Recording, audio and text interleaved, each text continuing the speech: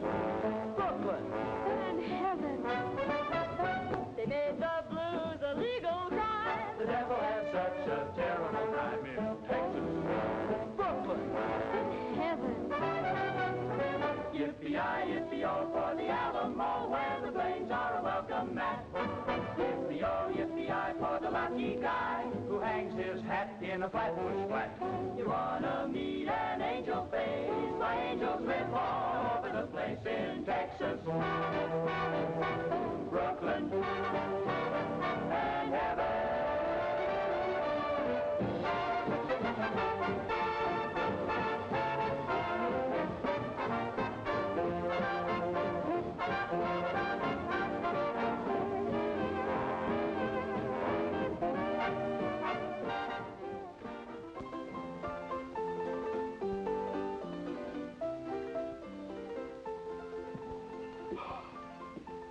What'll you have? What's with that? What's with what? With that? Oh, house special. You have one? Yeah. I'll have the fourth one. Funny fellow, huh? With or without? With or without what? The story. Is it long? Depends on how many you drink. Okay. Start mixing. I'm gonna work my way up to that free one. Hey, Mike. Why Texas Golden Horse? Why not Brooklyn Golden Horse? Because Eddie Taylor came from Texas. Dallas, Texas. This is Dallas, Texas. Dallas, Dallas, Dallas, Dallas.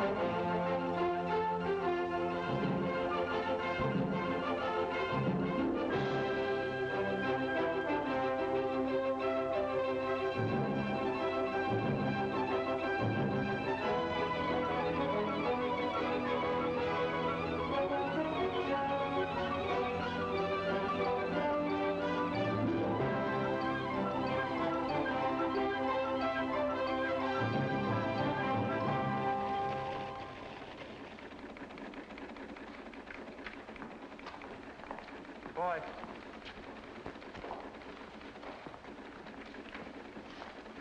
Copy.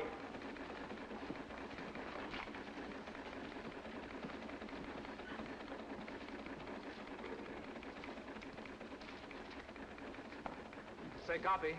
Got anything for me? Nope. You don't expect to get anything for that place. Not on the Dallas News, do you, Eddie? That's good.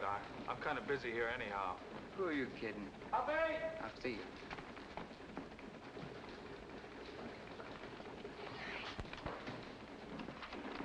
Give this to Taylor. It might interest him. Yes, sir. Copy. Got something for you. Yeah, for me? San Angelo's your hometown, isn't it? Yeah. Got a story here, just came in. About old T.X. Taylor. Any relation of yours? My grandfather. Says here he's dead.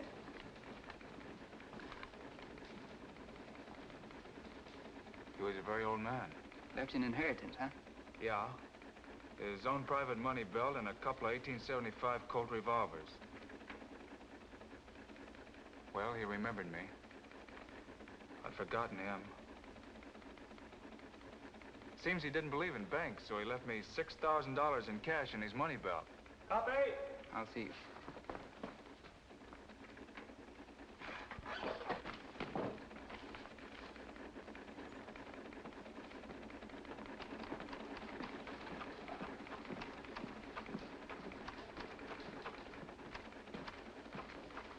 Mr. McGonigal, Yeah? this is my last day here. Quitting? Since the first day I came here 3 years ago, I've been waiting until I had enough money to do what I really want to do. Money? Your grandfather left you $6,000, not 60. That's enough. What are you going to do with this enormous fortune? Buy a ranch half the size of Texas? I'm going to New York to finish my play. Uh-huh. Well, when your smash hit flops on Broadway, the Fort Worth section will still be open. On the Dallas News? That's right. No, thanks. So long, McGonigal. So long. Well, good luck.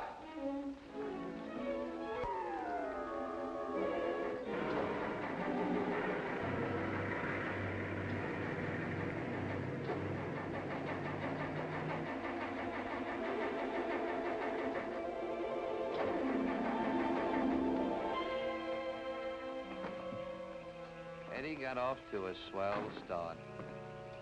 26 miles out of Dallas, he had car trouble. But if there had been no car trouble... Say, mister, would you give me a lift, please?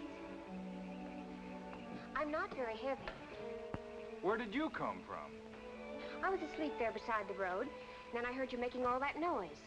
I guess it woke me. Go away. You're a very rude person. You're not a nice girl. Out on the highway this time of the night. There's nothing nice about you either, not a single iota. It so happens I'm running away from home.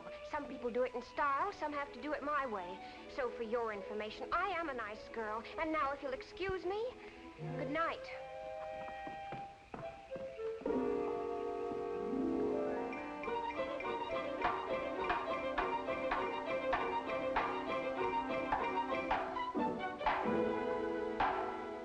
I can't sleep with all that racket you're making. I'm sorry my car broke down in your boudoir. If you had one iota of friendliness, just one iota, I could fix your car for you. That I'd like to see.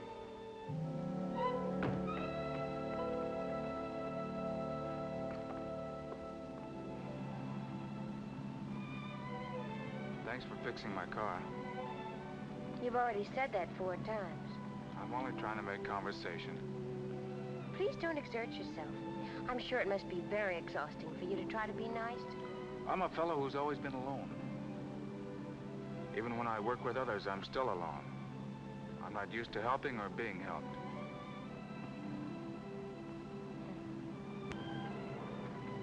Isn't it funny that I should be running away from the ranch when that's what I like most of all?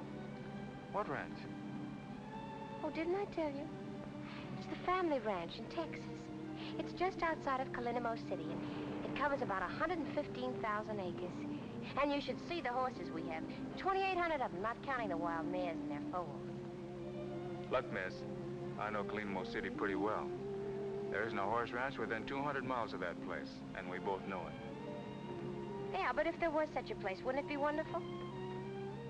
What are you really running away from? A gasoline station. That's why I know so much about cars. My brother and I ran it till he got married, and then when his wife moved in, I felt sort of unnecessary. You know, like I was crowding the place. Still, it's better than bucking the world on you.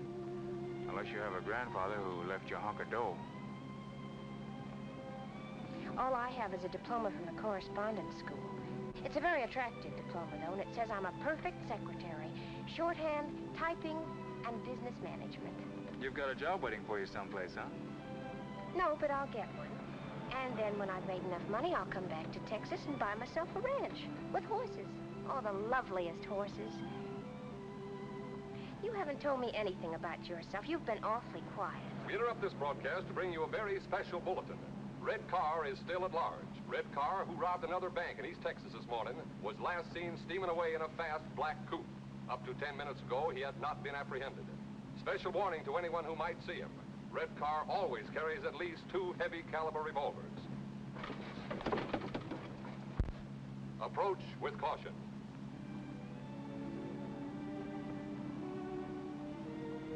What kind of work do you do? Oh, I'm going to New York to write a play. You still haven't told me your name, or would you rather not? Tayloe. Eddie Tayloe. How do you spell the Tayloe? T-A-Y-L-O-E.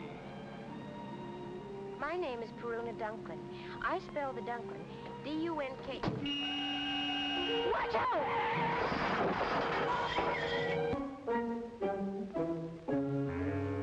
Put those guns down. They might go off.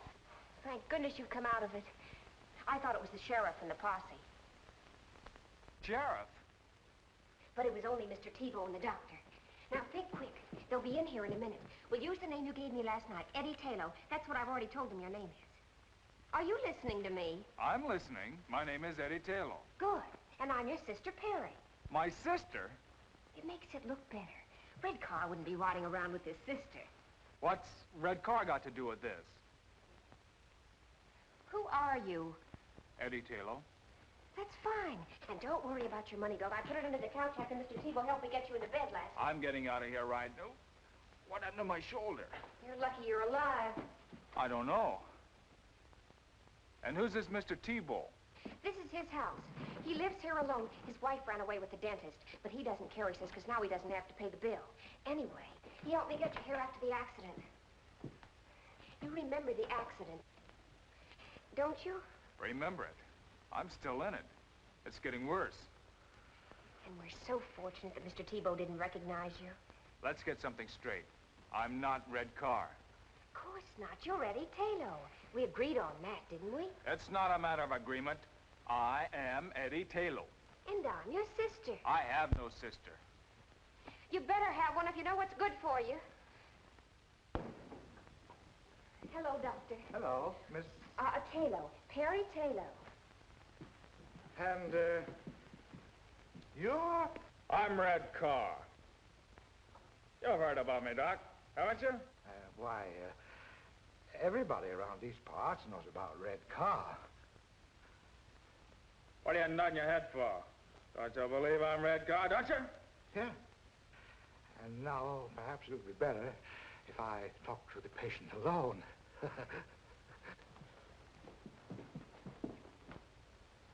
It's his left shoulder, Doctor. We'll know soon enough. I'll call you if I need you. Try to behave. Get in touch with the rest of the mob. Tell them to lay low until the heat's off. Oh! You got a good buy in this car, Eddie. You did the buying. 400 miles and the motor sounds like a hummingbird. You still getting off at Birmingham? Sure, if your shoulder's okay. Why don't you stay with me and... Or is that too big for you? I hadn't figured on New York. Why not make it New York? It's about time somebody like you went there and changed the place. Well, I don't know. Perry, Yes? my shoulder doesn't bother me anymore. It hasn't hurt me for the last 2 days. I didn't say anything because, well, what I mean is, you're a good driver.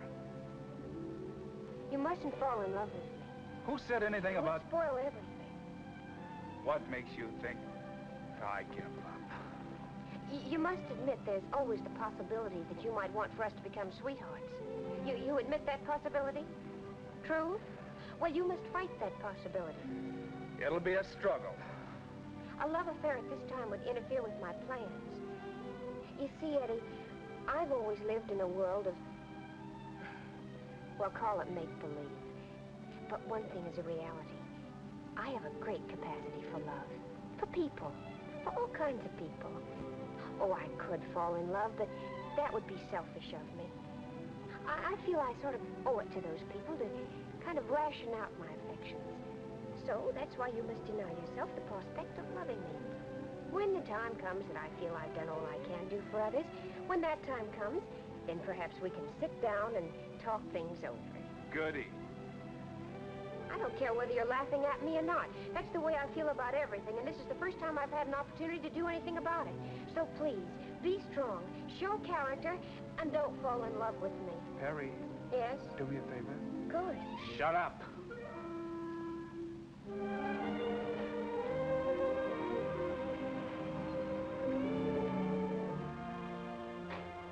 What are you gonna do, walk out on me right now? You said your shoulder's okay? Well, I'm a little tired. You drive for a while. After all, it's a long way to New York.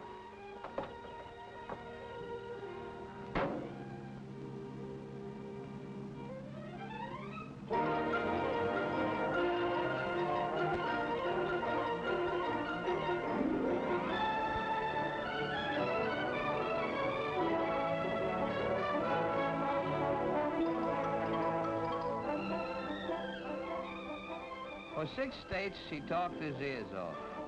Of course, Perry knew he wasn't Red Carr.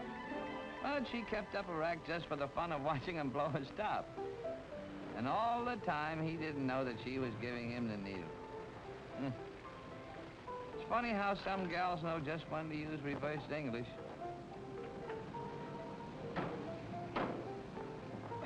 Well, anyway, it's not expensive like the others.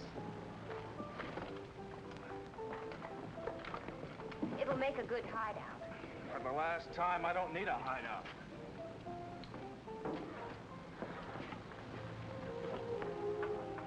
Well, goodbye. I hope you finish your play pretty soon. Thanks for everything. What's your rush? Let's have breakfast first and talk things over. We've had plenty of time to talk. Now, I'm on my way to Brooklyn. Brooklyn? Did you come all the way to New York to end up in Brooklyn? I've heard so much about it. It sounds like a truly wondrous place. What's so wondrous about it? Brooklyn appeals to me. Is there any reason why I shouldn't make it my destination? Well, that's not a logical question. I can't give you a logical answer. Well, goodbye.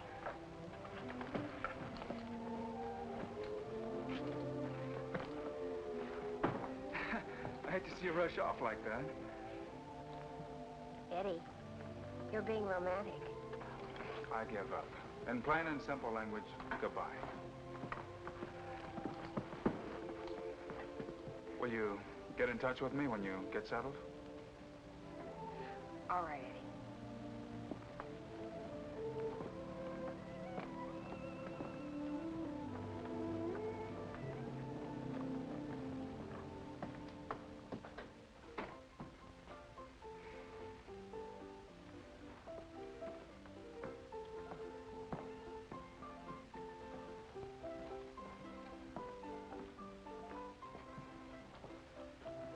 Let me have a room and bath, please.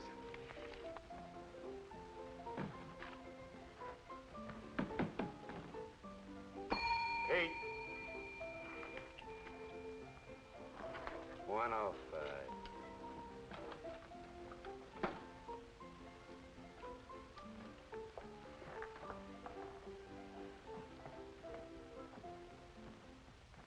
I'm not a bellhop, you understand. I'm a kind of a general all-around everything. A bellhop would starve to death in a flea bag like this. Present company excluded, the customers here are anti-tipping. That's why I gotta be illegal to make a living. Like I take small bets from the horse playing set. I got a regular clientele. You can become a member. Where's the phone? No phone. A hotel without a telephone? Downstairs near the bar, there is a public phone for the accommodation of the guests. That's very accommodating. Frankly, it's a plot against the customers, to make them drink. You see, every time you go down to answer the phone, you buy a drink. Well, what if I don't want to drink? Don't be a character. You get into the habit. That's why Mr. Simpson yanked all the phones out of the rooms. Let them do their phoning in the bar, he said. That'll make them drink. Understand the psychology? Well, I don't want to hurt your feelings, but I don't understand the psychology. Look, I'll explain it to you very simple. Say you're a guy, and you answer the phone, and it's your girl, and she says, Harry, take it like a man. From now on, Joe has took your place in my heart forevermore. What is Harry gonna do?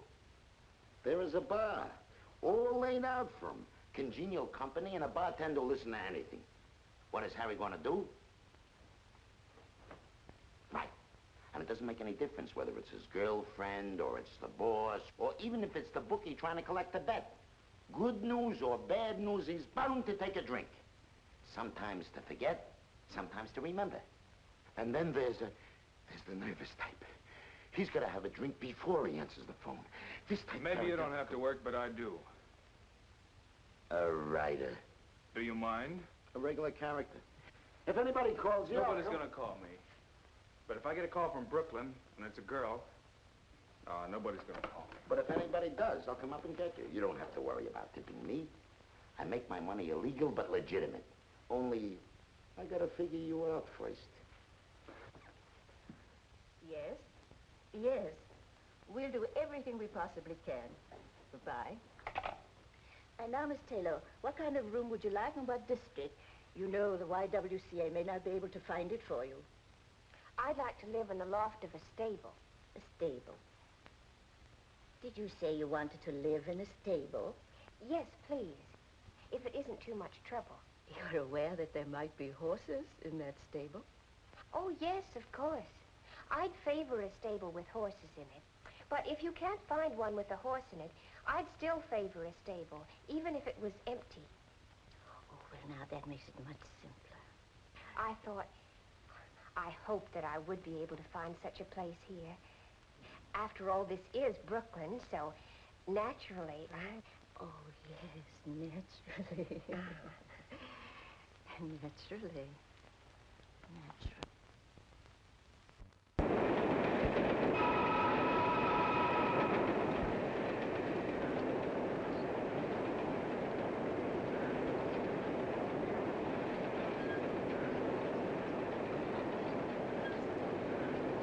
Here, Charles, share this with me.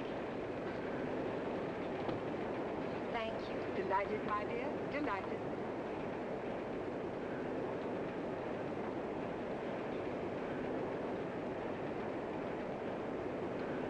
Is anything wrong? There's nothing, my dear. See, nothing of it. It's an allergy that I've developed ever since coming up north. I don't know what it is, and I've been to dozens and dozens of doctors.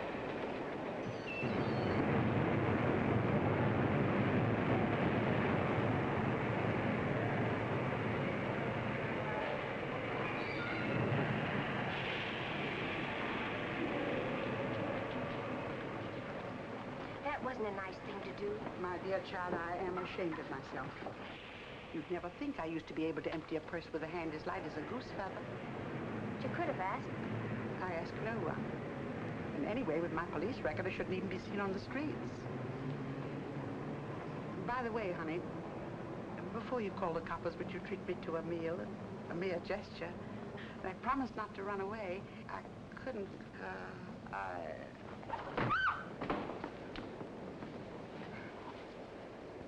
But you gotta answer some questions. Why? Because you have a pencil and a notebook? Because it's the law. I've told you she doesn't feel well. Now, isn't that enough? Okay, we'll let it go at that. Now, how about a nice, clean ambulance? none of that, dear boy. No ambulance. But you're sick, lady. Why make her sicker? Ambulances, hospitals, a lot of questions. I know the whole routine. Very unhealthy, all those questions. Okay, then just give the facts. What's your name? Perry Taylor. You know, I think that the thing... Mind if I get the facts? T-A-Y-L-O. Add an E. And the lady, ever seen her before? Enough of this. Child, I don't want to burden you with... Oh, dear. Send for the wagon. You know, they should send you home. Two will get you five. She hasn't even got a home. She asked you got a home. And how would you know? Because she's my mother. Your mother, huh? What kind of a daughter are you not to feed your own flesh and blood? Because she was too proud and independent to accept help. And then one day she ran away from home to see what she could pick up on her own. I didn't catch up with her until today. She didn't want to be a burden on me. Or on my brother. You see, I have a brother, too. His name is Edward Taylor, and he lives at the Grand National Hotel. She's his mother, too. Now, that makes everything fine, doesn't it? Okay, you're going to take her home with you and take care of her? Of course. And your address, Grand National? No, it's 9006 Flatbush Place. Not the house itself, the stable. 9006 Flatbush Place. Now you're doing the right thing. And where do you live? Oh, I don't want to get mixed up in this. I was just waiting for a downtown express, but I'll take a local.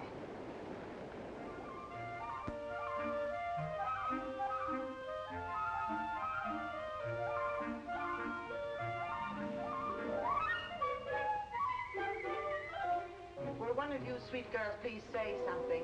My daughter and I have answered all of your questions. How much longer do we have to stand here? Maybe they don't want us to rent the stable loft. We do. You appear to be satisfactory. You don't drink, you don't smoke. And you're not given to entertaining gentlemen callers. Very satisfactory. Then we can have it? Yes. We'll show it to you.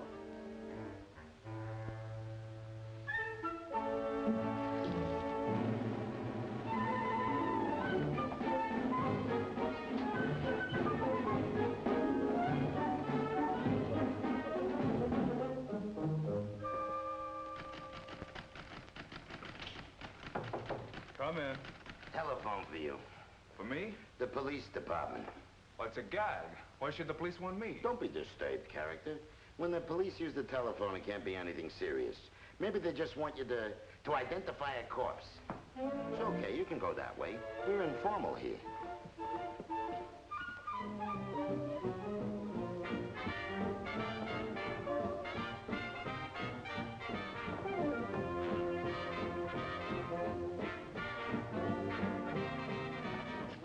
Hello? Yes?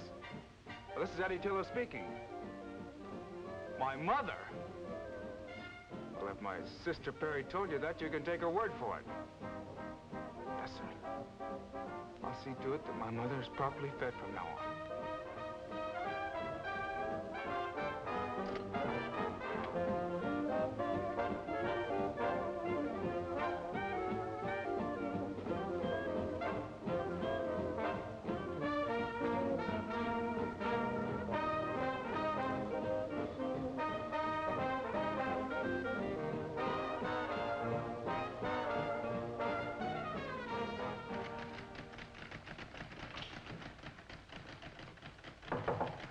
Another telephone call. Your sister.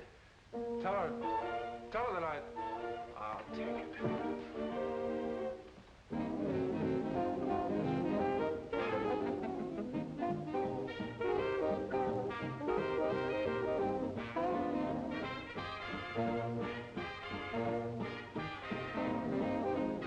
Hello. Now, look, Perry, Yes, the police call me. No, they didn't fingerprint me. Listen, Perry, how can you get yourself into so much trouble in so short a time? There's been no trouble, not one iota. As a matter of fact, I have something good to tell you. I found a wonderful mother for you.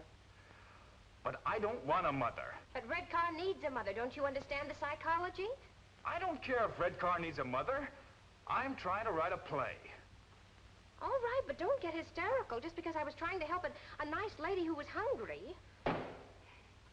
So I arranged to have our mother stay with me. Go on, give me the facts. Now, if you'll promise not to get mad, I'll explain something about our mother. You see, many years ago, she had a sort of a tendency to pickpockets. Did you say that our sweet, loving mother is a notorious pickpocket with a long prison record? Will you or will you not stand by me? Of course I'll stand by you. What else am I going to do? But, Perry, please, can't you get yourself involved in something simple?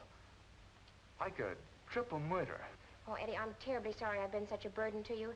And you have my solemn word that I'll never do anything to make you angry or upset you again. Okay, Perry, okay. I'm not angry with you.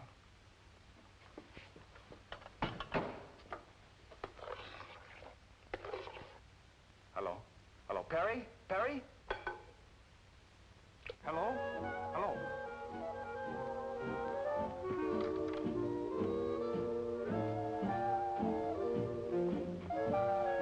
Let me have a double... Never mind.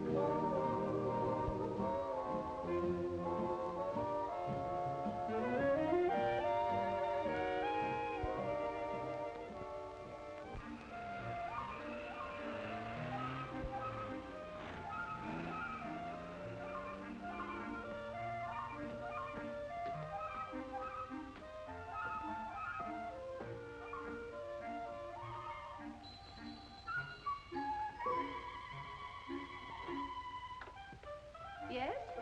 I'm Eddie Taylor. I'm expected, I believe.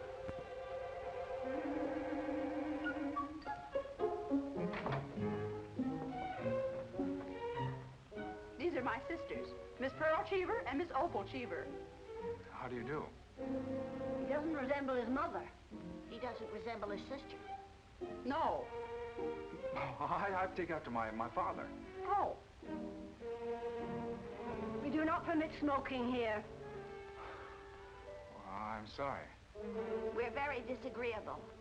Everyone in the neighborhood says we're mean and spiteful. And utterly selfish. And we are. Yes. I'm sure you're not. We do not deny the truth. We're most unpleasant indeed. And we'd rather you didn't go around Brooklyn saying nice things about us. No. My son. My dear, dear son. It's been so long, my darling boy.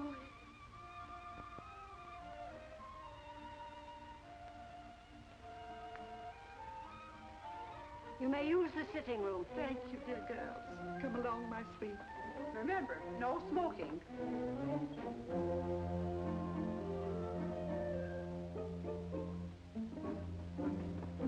Excuse us, please, dear girl.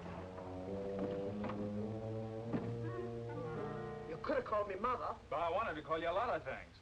But that triple threat out there stopped me cold. I called you about Perry. Well, it's about time. If I'd known this address, I would have been here 3 weeks ago. Well, Perry didn't want to get in touch with you until you had a job. Now she's got a job.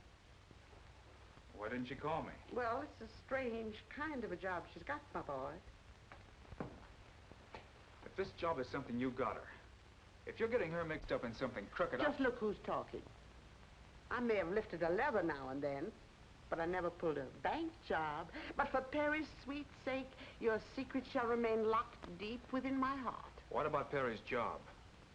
What's wrong? That's why I thought we'd drop down and watch her while she's at work. Then you can decide what course of action to take. Oh, can't you tell me about it? Where's she working? Coney Island. And imagine we can get some hot dogs while we're there. Come along, my sweet.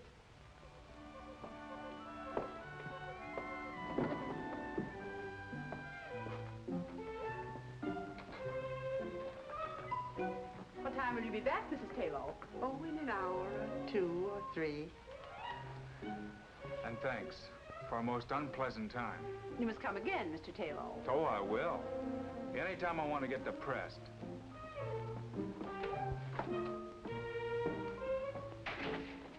We should have listened in on their conversation. We should have. Next time we will.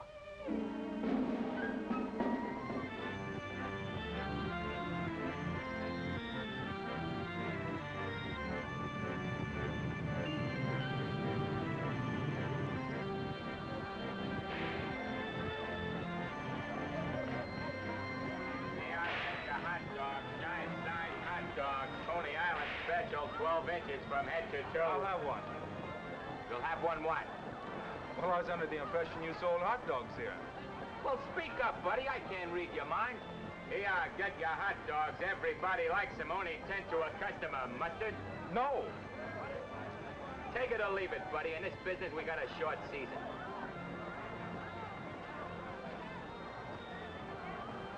Excuse me, sir. I didn't mean to offend you. Ah, the Park Avenue type. Here, get your Coney Island hot dogs. Straight out. Everybody eats them. Everybody likes them. Straight out. But I told you I didn't want another hot dog. Well, don't eat it. I'm just trying to keep both your hands occupied. Here, hold this for me a minute. Excuse me. Excuse me. Excuse me. I know that little guy. He didn't recognize me, but I spotted him right away. He's called Doc because he looks like a nerve specialist. One of the smoothest operators in the profession. Your profession? Uh-huh. By the way, you better look and see if you still got your wallet.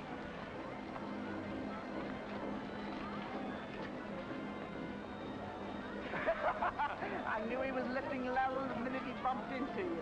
And I suppose you lifted it from him to prove to me that you've reformed. No, child. I just want to see if my technique is better than the doc's. Maybe I didn't prepare it. I wish you wouldn't say I'd reform. Makes me feel so old. Now, ladies and gentlemen, for your pleasure, I give you the greatest entertainment value on the Midway. Ziggy's internationally famous water nymph. This is it. What's Perry doing in there? We're down here to find out. And I hope she can swim. Presenting the water nymph.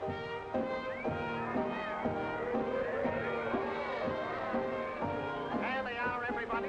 Ain't they out of this world? And each one born and bred in Brooklyn. And this one, all the way from Texas. Look at this Perry! Say, she's all right. All stage girls are not only gorgeous, they're daredevils, as you will soon see for yourselves behind these closed walls. And now, ladies and gentlemen, I'd like to have you meet the girls personally. Honey, tell the folks your name. Jean Dean. Linda Lombard. Merrill Nemeth. Mill Patrick.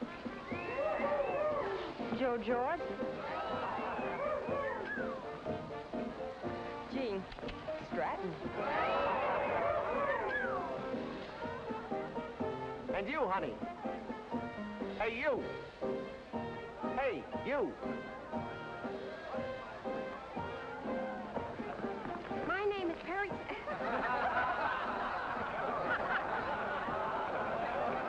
My name is Perry Taylor.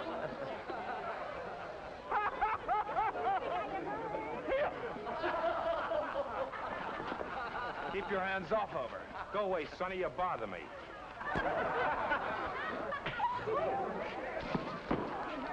Right down this way, folks. Come on down, right down this way. The biggest show on the Midway.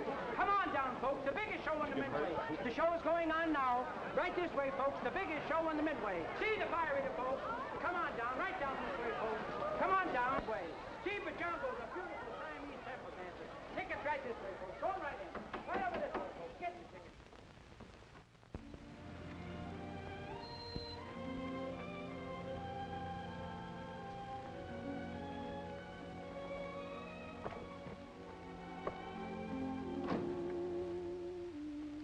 I'm obliged to you, Eddie, even though you made me lose my job. I'm obliged to you because I know you meant well. But in the future, please let me pick my own jobs and you stick to your playwriting. Oh, what's the use? I give up. Here. Call it a loan or whatever you want. You'll need it until you get another job. Well, thank you, but I'm not looking for charity. Good night. Hey, mother of mine. Here, you try to give it to her. Well, she said she didn't want it. I know, but you're slick enough to figure out a way of getting it to her. Or are you going to get high-hat on me, too? Frankly, yes. We, and I speak for my daughter and myself, want no further interference from you.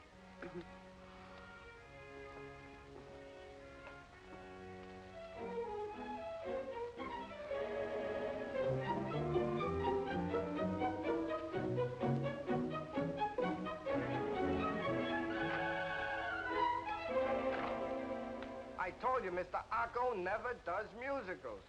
Junior, how many times do I have to tell you to keep that phone off the hook when I'm trying to eat? Eating?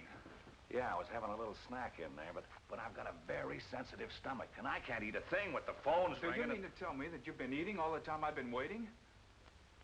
Junior, Yeah? who is this man? He wrote a play. I returned it to him, but he insisted on a personal interview with you. I told him you'd be tied up for at least an hour. And all that time you were only eating? Well, why not? I didn't bother you when you were working on your play, did I? Why do you feel that you should bother me when I'm trying to eat? Oh, stop that. This is no beauty parlor. Now, do you mind if I return to my chicken sandwich on white toast with no dressing? Wait a minute. Before you go, I would like to know something. In fact, I've reached the point where I must know. You see, everybody on Broadway has turned down my play. Now that I've exhausted the field, I've got to know. Should I try to write another play? I never read your play. You know... Well, how could you turn it down? Because Junior didn't like it. Junior didn't like it? How could you let a thing like that pass judgment on my play? Now, wait a minute, son. Take it easy. Junior has an uncanny eye for anything that looks like a potential hit play. Why, he could get 1 million jobs tomorrow any place on Broadway. But he's my son, and I won't let him go. Junior, tell the gentleman if he has any talent. I don't care what he thinks. Well, you asked me a question. Junior will have to answer you. I can't. All right, I'll take his opinion.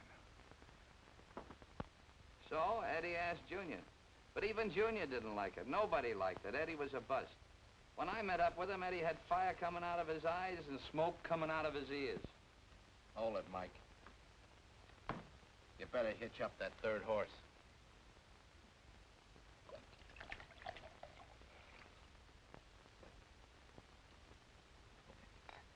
What's more, What's more with what? What's more with the story? How many times does that horse have to kick me before I get the end? So far, pal, you've only been riding side saddle. Now we really go places, because here's where I met up with Eddie. You remember the bellhop? Well, Eddie tried to pass that bar once too often. It was the night that Joe was sick and had asked me to stand in for him. Bartender. Bart. Good evening. Sorry to keep you waiting.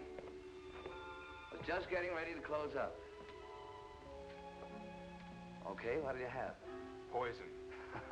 What kind of a chaser? Don't be a comedian. Give me a bourbon and water. Bourbon and water.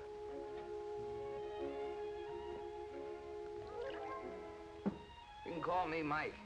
Why? That's my name. Oh.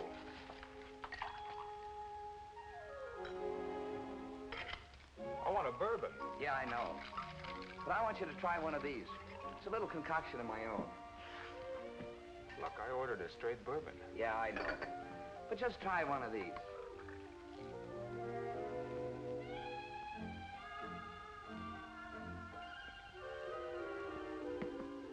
Now, can I have a straight bourbon?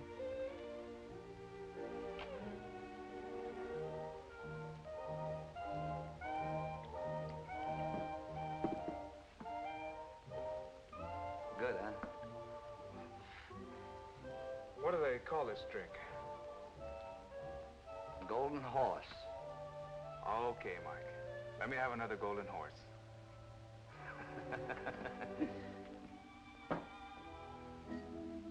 You're new around here, aren't you, Mike? Hmm? You're new around here. Oh, yeah, I'm only here for the evening. Joe has a cold. Oh. Say, Mike, how do you make this, golden horse? Well, first a little dab of Texas sunshine.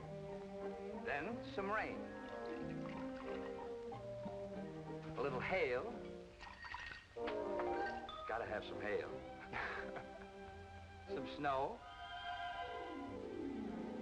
A couple of earthquakes. Then you make a very tiny waterfall out of it. Just a little teensy one. And you top it off with some good old Mother Earth. I like you, Mike. You've got a great sense of humor. Pour one for yourself. Thanks, Eddie. How'd you know my name was Eddie? Oh, he told me when you first came in.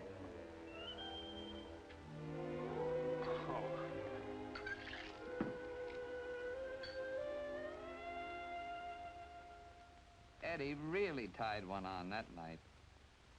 6 hours and 12 bars later, I got the whole story. How he cost Perry a job and how he was the world's worst playwright. Along with it, I got the idea that there might be something I could do for these kids.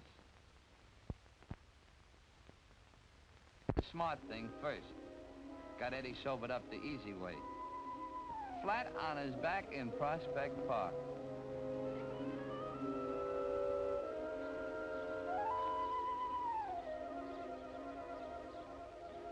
Mike?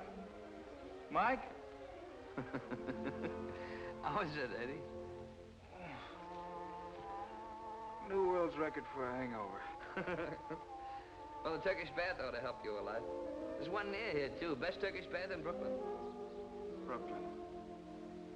A truly wondrous place. I thought you'd like it. At Prospect Park. Oh, I could lie here for hours. It's like Texas, without the sagebrush. You know what I need? A long ride on a horse. That picks me up. Well, let's try the Turkish bath first. And while we're there, you can get your clothes clean. Then, if you want, you can rent a horse. I'll go along with you on that Turkish bath deal. The horse is out. It's gonna be pouring here in a few minutes. I wouldn't take a mule out in such weather. Say, I know where we can rent a horse and the rain won't even touch us. And you can have any kind of a gait you want. Fast or slow, or one that'll rock you like a baby in a cradle. And you can have your Texas sagebrush, too. Where is this heavenly spot? Right here in Brooklyn. This Brooklyn is truly a wondrous place.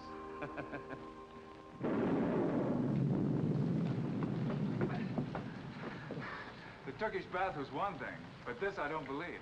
Here I get to ride a horse through sagebrush? Come on, Eddie. So I took him to Mr. Gaboulian's riding academy. It was strictly out of this world, and that included Mr. Gaboulian. He was a whacked-up guy, a fugitive from Ripley. Wow. What is it, a zoo? Mike, you're a man of your word. It's all here. But I'm wondering if I am. Well, it was a place a man could go when he got fed up working 9 to 5. For 2 bits at Mr. Gaboulian's, he could live dangerous, sail the 7 seas, and track down wild game. Yeah, the academy was something. And it was just what the doctor ordered for the kid. Soon as Eddie got 1 foot inside the place, I could see his troubles begin to peel off. I give you a choice of any horse in the place. Use that one.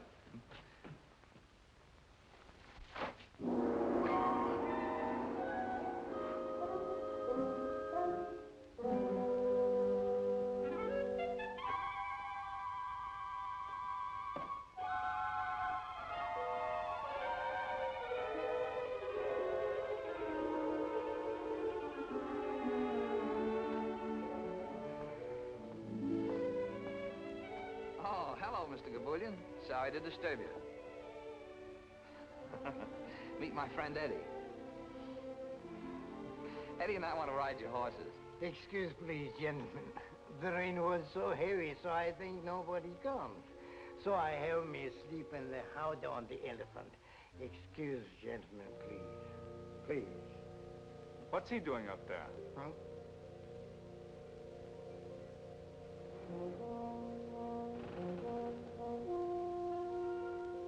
That's Captain Lars Jean. He was a real skipper once.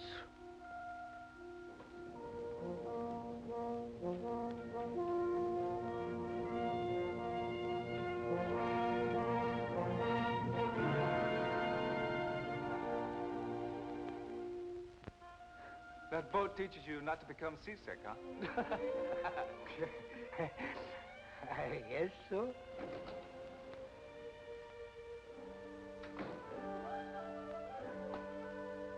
Excuse, please, gentlemen.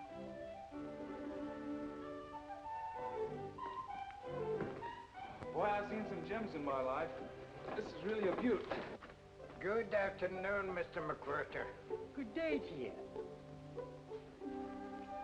It's a miserable day out. Oh, sure. It's good that you are here.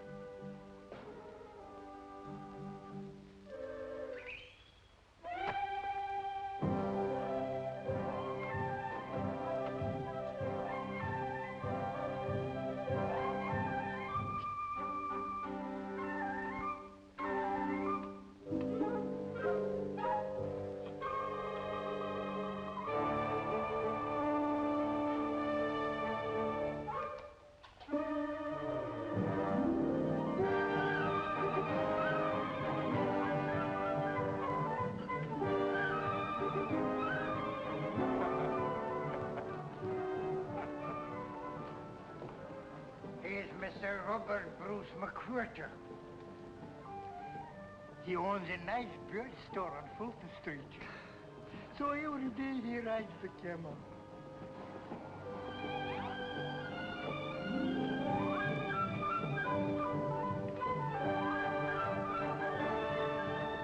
He looks like he's having a lot of fun. A lot of fun? That's the only thing that makes him happy.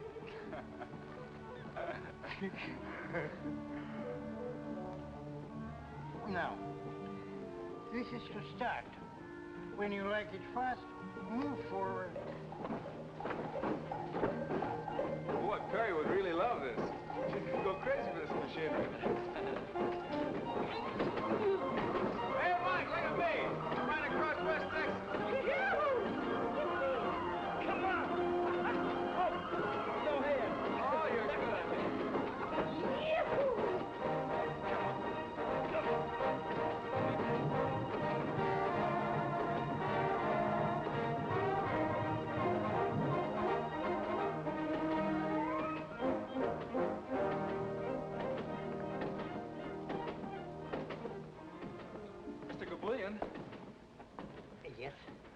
I want to make you a business proposition. You see, I want you to hire a young girl to help you run this place. maybe I better wash my face.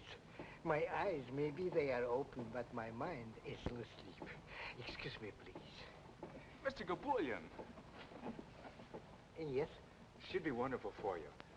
She loves horses, and she could fix any mechanical gadget in case something should go wrong. You make a joke. Excuse me, please. Mr. Gabulian. And yes? I mean it most seriously. She would be a real help. Help me what, sir, please? Help me not to see a customer? Help me not to pay the rent? Help me not eat like a man should eat? Help me that way, mister? No, it's not right. You shouldn't make fun of me. Excuse me, I go back to sleep. Mr. Gabulian. Yes. I know you can't afford it. So I'll give you her salary every week, and then you can pay her. Or in other words, she'll be getting the job on her own. Understand? Why should I go back to sleep? I stand here and I sleep already. Don't you see? This girl needs a job. And I want her to have this one, here. Or you'll have someone to help you. And it'll cost you nothing. It will cost me nothing? Absolutely nothing. I'll even pay for the ad in the paper. Wanted. Young girl from Texas. Must know and love all kinds of horses.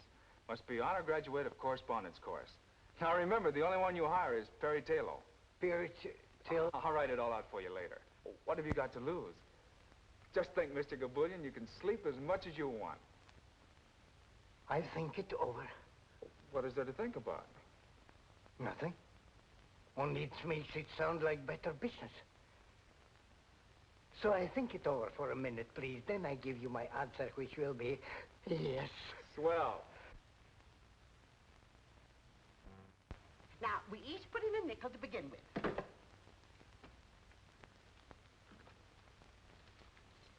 That's my girls. Now, let me see your hands. Now, you remember you all promised Perry you'd learn to play games. You know how anxious she is to liven up the place. And how are you going to play poker if you don't let me teach you? That's my girl. Well, you have a very bad poker hand, dear. 2, 4, 7, 10, jack, just nothing at all. But if I were you, I'd hold on to this jack, because that's your highest card, see? And ask for 4 more cards. I'll gladly give them to you. Nice, fresh, new ones. Now, no, you hold on to that, dear. Now, Ruby, let me see what you have. Why, that's wonderful. You've got a pair of 4s. Now, if I get a pair of 2s or 3s, you'll beat me, you see. You see how simple it is to play poker? Now, dear, let's see what you have.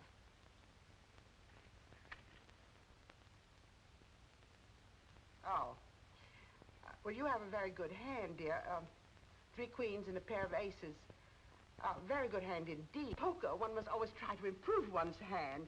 So, I'll throw away these 2 aces and try to buy another queen, because 4 queens, you see, would give you a perfectly lovely hand. Now, we'll each put in another nickel in order to buy fresh cards. Come along. Oh, how I wish Perry were here to see you at play. Now, 3 for you. 1, 2, 3. And 2 for you. 1, 2. And 4 for you. 1, 2, 3, 4. Now, I'm not taking anything. That's what's called standing pat. Now, we'll all show our hands in order to see who's won. Well, now, come, girls. If we don't show our hands, how are we going to know who's the lucky girl? And the lucky one wins all the money in the center of the table.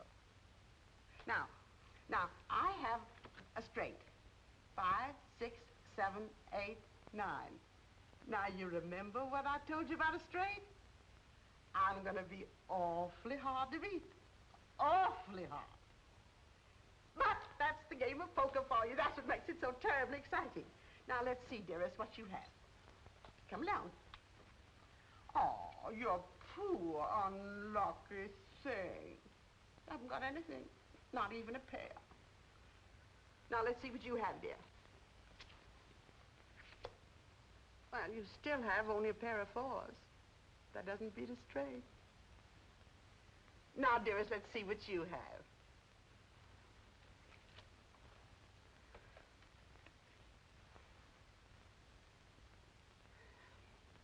queen. 4 of a kind beats a straight. That's what you taught us. I sure enough taught you that. I sure enough did. Well, we'll have to try another time. I've got a job, a new job, a wonderful job, a most heavenly job. Oh, good news is always good news. I'm so happy for you, darling. It's just what I've always wanted. Horses and a camel and an elephant and a lot of other things. I didn't know the circus was in town. It isn't. We always know when it comes. We always get free passes from our grocer, Mr. Brickle. No. It's a riding academy. And all the animals are mechanical. But they're so lifelike they're practically real. And I'm to be executive manager. Isn't that too good to be true? Oh, no. But I've got to have a riding habit. I wouldn't look as if I were running the place unless I did. You know, I've noticed that our dear, dear Cheever sisters are very handy with the sewing machine. We've never made a riding habit. Only Mother Hubbard's. And slip covers. Yes, but under my supervision, dear girls, you'll make a riding habit, a more than suitable riding habit. But first, let's return all the losings to the losers. You were the only loser. Well, I guess I'll have to teach you how to play gin rummy. There were about 50 other girls for the job, but I got it. All in all, those 3 ghouls downstairs clipped me for $8.40. I've tried blackjack, casino, double solitaire. I even invented a game and called it Chuck Full of Luck. But that's a commodity on which the Cheever sisters seem to have a monopoly. But it's worth it. Do you notice how congenial they've become? I knew it would work, and I'm so grateful to you. After all, it's your money, child, if you don't mind spending it, trying to warm up those 3 ice cubes in petticoats. Turn around. Not that I think they ever will warm up. Oh, yes, they will. I've already convinced them to come to the academy one of these days and try a ride on the animals. I don't get it. This concern you have for other folks. I don't get it at all. I've met a lot of people in my day, both inside of prisons and outside. But somebody like you, what do you expect to get out of it? Oh, if I can make people happy, it makes me feel good, that's all. Well, what about making yourself happy? But I am. Very. I'll let you in on a little secret. You're not. And I'm referring to that certain party named Eddie Taylor. You know, I was in love with my probation officer once. I had such a crush on him, it gave me a thrill just to report to his office. But of course, I had to curb any display of affection because, after all, he was my probation officer. But you and this Eddie. How do I look? Don't ask me, ask Eddie Taylor. Dear child, you interfered in my life, so I feel I have a right to interfere in yours. You did something that state prisons, penitentiaries, small jails, and 8 parole boards couldn't do. You made an honest woman of it. Of course, there's enough larceny left in me to keep me attractive. But I want to do something for you. May I, sweet? I know what you're going to say. Well, then why don't you do it? I can't. I can't now, not until he's finished his play, because that's what he wants to do more than anything else in the world. And I wouldn't want to clutter things up for him. You could help. That's what a woman's for, to make a man think he's successful. Oh, no. He told me definitely. He works alone. After he's a success in the theater, then maybe... Well, maybe then. Well, I tried to help.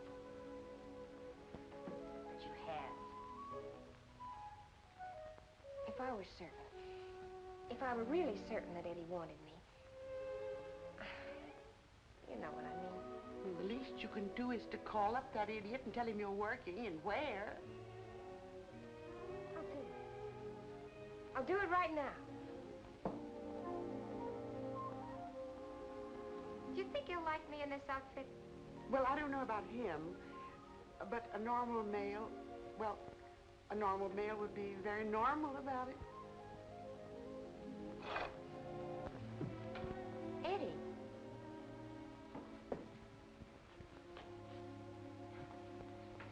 I took the liberty of coming here. You don't have to apologize for visiting me. I'm not apologizing. I came to say goodbye. Goodbye? You mean like farewell? I've been wanting to say farewell to everyone. To you, to Mike, except Mike isn't around. So, farewell, Perry. Farewell, Eddie. And goodbye. they turned down your play. And you're giving up. That's not right. You've got to have faith, particularly in yourself. Faith? Yes, faith. And don't make it sound like some cheap commodity flooding the market. I didn't come here to argue, Perry. Let's part as friends. Now we're parting? After I say goodbye, I guess the next step is for us to part. How do you go about it? Well, I wasn't planning on shaking your hand, if that's what you mean. Of course not. Or waving so long or slapping you on the back. No, that would be in bad taste.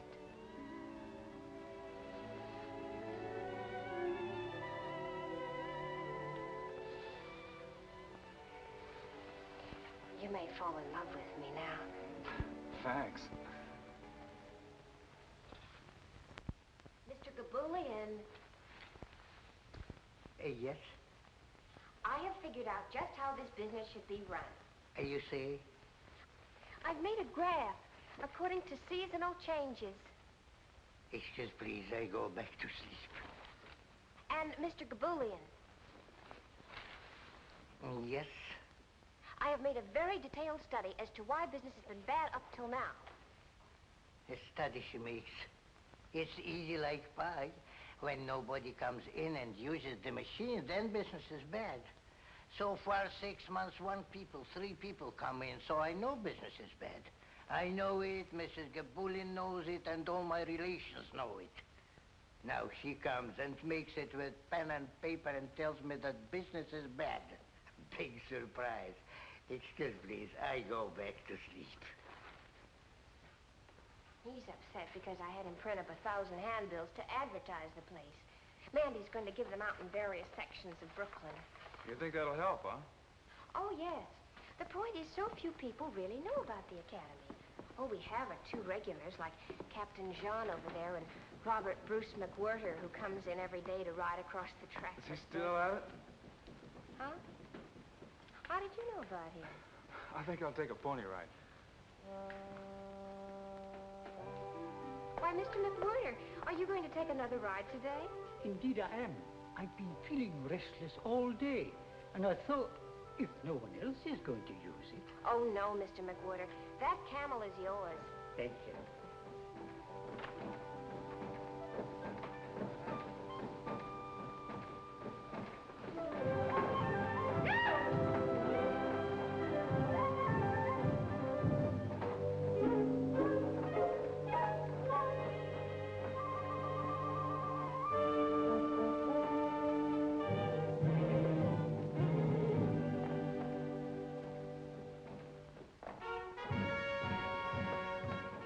I just brought you 3 more customers.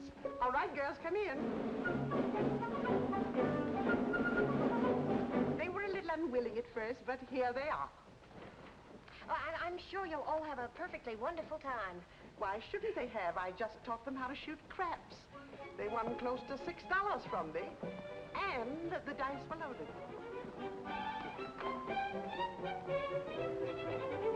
May I offer you the finest horses in the stable? Oh, 2 girls take this horse. Can I have it, Mandy? Thank you, I don't need any help.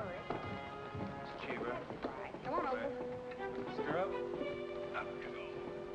There we are. Fun. How did I get Mia? Let's go.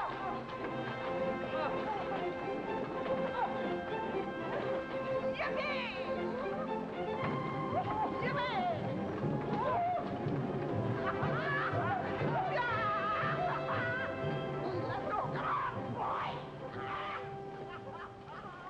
Wouldn't it be wonderful if we could have business like this every day, all day long?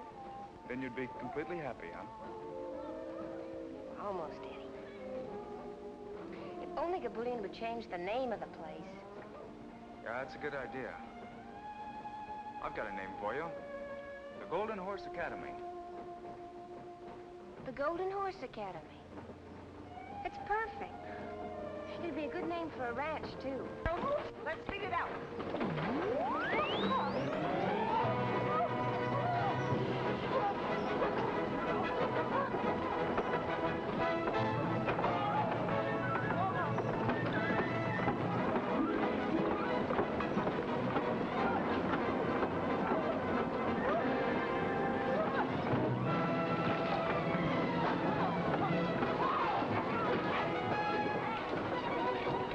What can that be?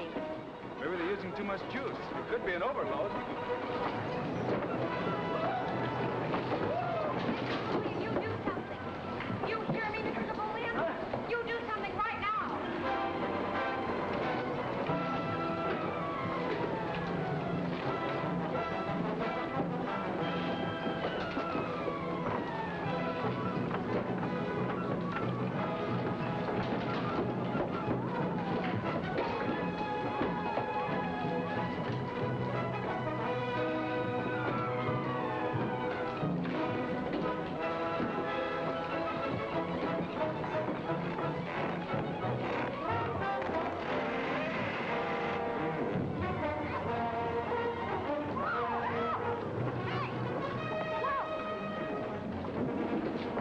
Where's the main switch?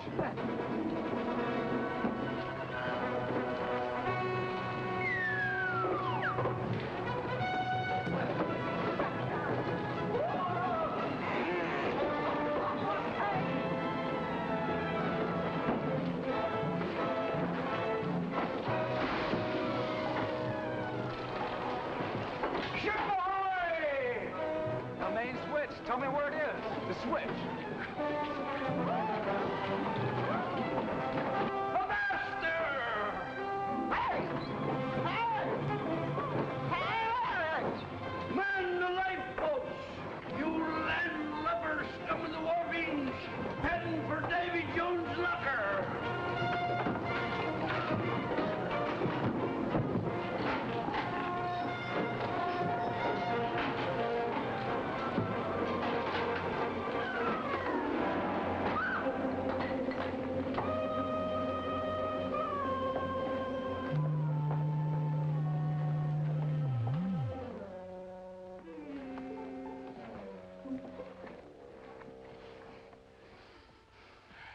What happened, please?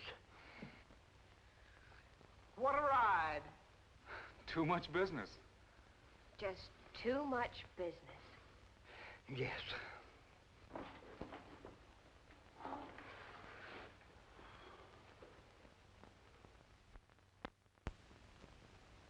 You still riding with me? Leave us have no small talk, pal. You better get that horse going again. Mm-hmm. This one you get for free. That's the one I've been waiting for. Well, by this time, Gabulian had enough and decided to sell the joint. And who do you think bought it? Eddie. And you know why? Just to keep Perry working, just to give her a job. Of course, Perry didn't know that Eddie sunk his last $800 in it. Eddie and I figured that this Academy deal would clear up everything. But the place just didn't seem to catch on. Even with Perry running it and with all the faith she had in it. Christmas Eve came along, and Eddie and Perry were only 2 jumps ahead of the sheriff. Say, what do you think could be happening up there at 11 p.m.? That's Gabulian's place, isn't it? Used to be. It's been called the Golden Horse Academy the past couple of weeks. Think maybe they're having a Christmas party up there?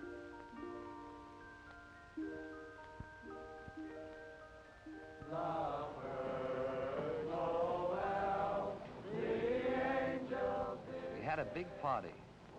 Well, it was supposed to be big. But we wound up just trying to be gay. Robert Bruce McWhirter showed up, along with a whole gang of Santa Clauses, all members of the Big Brothers of St. Nicholas, South Brooklyn branch. The old boys rode the stuffing out of the menagerie, but the cash register never rang once.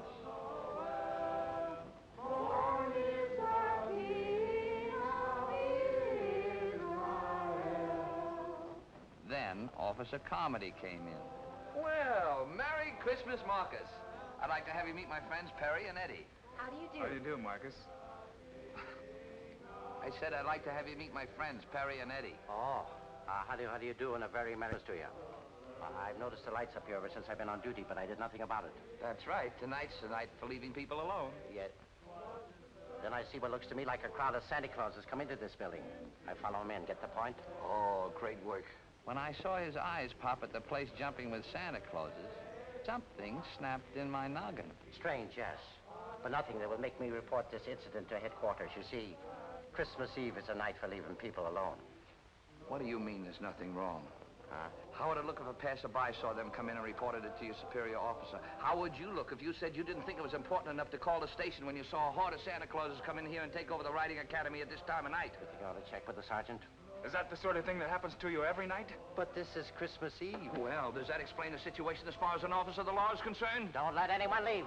I'm going to call the station. Come with me. Give me the numbers of all the newspapers. Manhattan as well as Brooklyn. Hello? City desk, please. Soda, Pop? Yes, dear. I'll have just a teensy. Well, really, girls, there's a limit to how far we can go. Why? I don't know. Yes. Well, just a few.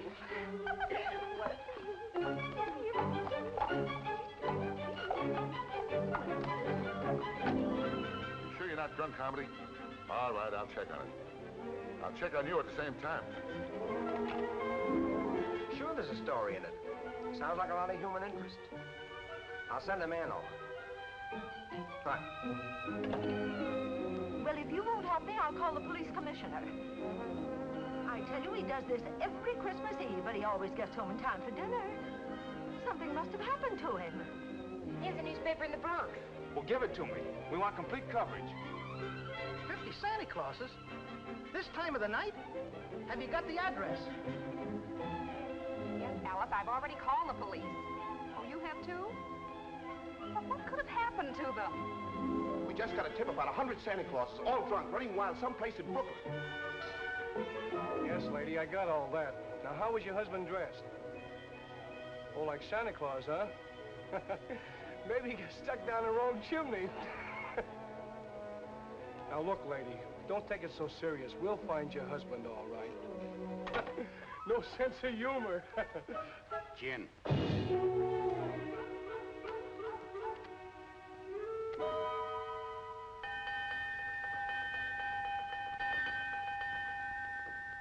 Now, listen to me. Listen to me, all of you. Your wives and your children, your friends and your neighbors, burning up the telephone wires, asking if any of you is behind bars at the police station, or lying all torn to pieces on a hospital bed, or stretched stone dead on a cold slab in the morgue. Well, are you? No, I got a list of names to check on. You lads are going home right away. Big smile now. Oh, come on, bigger than that. There we are. You know, with this publicity and everything, you have here a pretty valuable piece of property. But Cheever sisters want to buy it. What do you think, Perry? We could always use the money to buy a ranch. In Texas, perhaps. I merely offer it as a suggestion.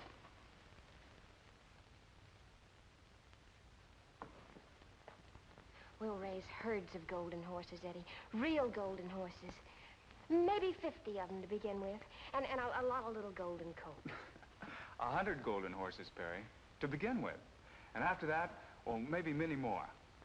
You know, my grandfather used to have several thousand on his ranch. Eddie Taylor, now don't you start pretending.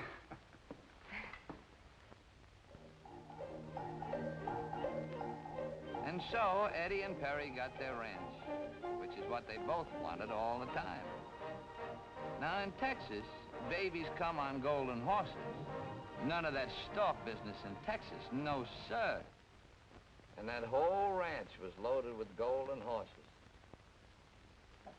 You expect me to believe all that? How'd you like the drink? Fine. Didn't even feel them. How long, Mike?